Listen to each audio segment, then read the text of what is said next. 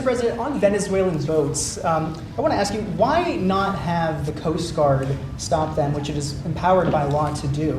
This way you can confirm who's on the boat and ensure that they're doing what you suspect. Because we've been doing that for 30 years, and it has been totally ineffective. They have faster boats. Some of these boats are seriously, they're world-class speedboats, but they're not faster than missiles. But we've been trying to do that for years, and so much of the drugs, 25-30%, would come in through the seas.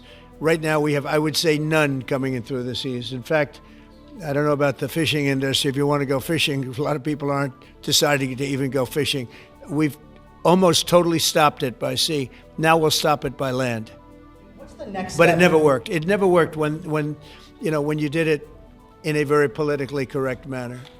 What's the next step in this war on cartels, and are you considering options? Are you considering strikes on land? Well, I don't want to tell you exactly, but we are certainly looking at land now because we've got the sea very well under control. We've had a couple of days where there isn't a boat to be found. And that, I view that as a good thing, not a bad thing. But we had tremendous amounts coming in by boats, by very expensive boats. They have a lot of money, very fast, very expensive boats that were pretty big. And the way you look at it is every boat that we knock out, we save 25,000 American lives. So every time you see a boat and you feel badly, you say, wow, that's rough. It is rough, but if you lose 3 people and save 25,000 people, these are people that are killing our population. Every boat is saving 25,000 lives, and you can see it. The boats get hit, and you see that fentanyl all over the ocean. It's like floating in bags. It's all over the place, and it's a tremendous. We're saving tremendous amounts of lives.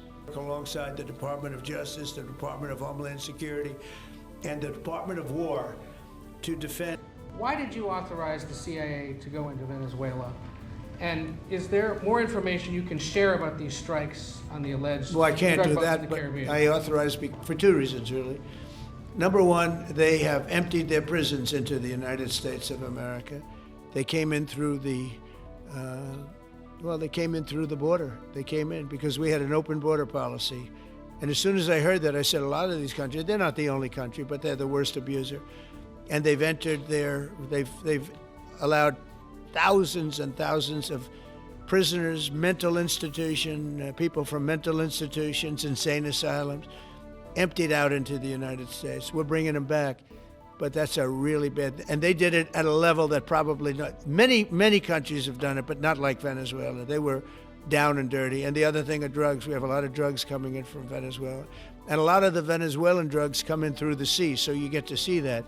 But we're going to stop them by land also. Does the CIA have authority to take out Maduro? Oh, I don't want to answer a question like that. That's a ridiculous question for me to be given. Not really a ridiculous question, but wouldn't it be a ridiculous question for me to answer? But I think Venezuela is feeling heat, but I think a lot of other countries are feeling heat too. We're not going to let this country, our country, be ruined because other people want to drop, as you say, their worst. They have given us their worst. They've loaded up our country with prisoners, with mentally ill people that are seriously ill, criminally ill. And we're not going to take it. And so, it's just one of those things. And I can tell you, we've taken care of the sea. There's nobody, and we're watching. And if we see it, we'll save it. Yeah, please. On the ships, though, sir. As she looked into the drawers and she saw everything a mess. What they did. There are Republicans and Democrats up on the Hill concerned that in the briefings they've gotten about those attacks, they're not necessarily getting information about who was on them and what exactly was on those ships. Can you ensure that? But they are given information that they were loaded up with drugs, and that's the thing that matters. When they're loaded up with drugs, they're fair game. And every one of those ships they're not ships, they're boats, they're speedboats.